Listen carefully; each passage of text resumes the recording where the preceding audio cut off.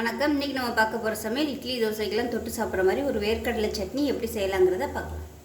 கடாய் சூடானதும் நல்லா ஒரு 2 டேபிள் ஸ்பூன் அளவுக்கு எண்ணெய் சேர்த்துக்கலாம். வெங்காயம் தக்காளிலாம் நல்லா வதங்கணும், அதனால் எண்ணெய் கூட இருந்தால் தான் நல்லாயிருக்கும். எண்ணெய் சூடானதும் நல்லா ஒரு 10 மிளகாய் சேர்த்துக்கலாம். நான் காஷ்மீரி மிளகாய் சேர்த்துருக்கேன். என்கிட்ட சாதாரண மிளகாய் தீர்ந்துருச்சு, அதனால் நான் இதை சேர்த்துருக்கேன். நீங்கள் சாதாரண மிளகாய் சேர்த்துக்கோங்க. இதுதான் சேர்க்கணும்னு அவசியம் இல்லை. இப்போ நல்லா வதங்கட்டும். இப்போ கொஞ்சம் லைட்டாக வறுபட ஆரம்பிக்கும் போது கருவேப்பிலை சேர்த்துக்கலாம்.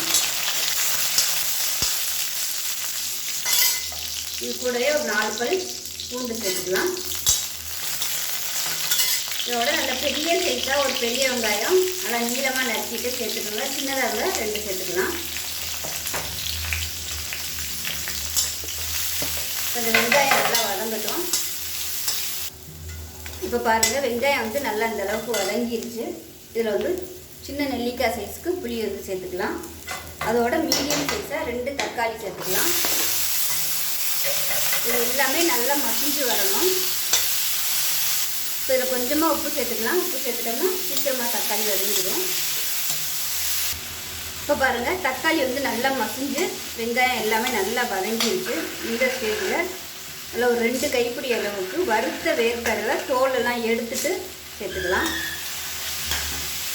இது வறுத்ததுனால ரொம்ப அதிகமாக வதக்கணும்னு அவசியம் இல்லை. லேசாக 2 பரட்டி விட்டு அமர்த்திட்டு ஆற விட்டுட்டு நல்லா அரைச்சிக்கலாம். கேஸ் அமர்த்திட்டேன், ஆறட்டும். இப்போ பாருங்கள், சட்னி நல்லா நைஸாக அரைச்சிட்டேன். உங்களுக்கு கெட்டியாக வேணாலும் நீங்கள் கெட்டியாக அரைச்சிக்கலாம். இந்த மாதிரி தண்ணியாக வேணாலும் நீங்கள் தண்ணியாக வச்சுக்கலாம். இதில் பார்த்தீங்கன்னா கடுகு, உளுந்து, கருவேப்பிலை போட்டு தாளிச்சதை இதில் சேர்த்துக்கலாம்.